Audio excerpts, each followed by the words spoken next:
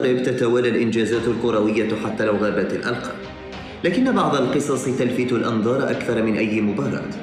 إلياس المالكي اليوتيوبر المغربي المعروف أثار الجدل بمحتواها المختلف، مقاطع فيديو قسمت الرأي العام حتى قادته في مراحل معينة إلى السجن. واليوم يقف نفس الشخص على مسرح الإنجازات العالمية كرئيس للفريق الذي يمثل المغرب في بطولة الكينغز ليج. فريقه الآن في نصف النهائي وربما قريبا في النهائي، ومن غير المستبعد أن يتوج باللقب.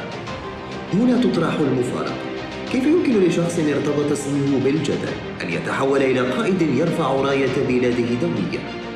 الجواب ربما يكمن في قوة التحول وفي قدرته على بناء فريق متماسك متحد لتحقيق أهداف مشتركة.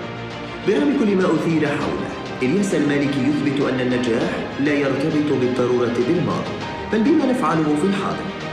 واليوم نقف ونتساءل: إذا كنا نندد بالتجاوزات حين تحصل، فلماذا لا نصفق للإنجازات حين تتحقق؟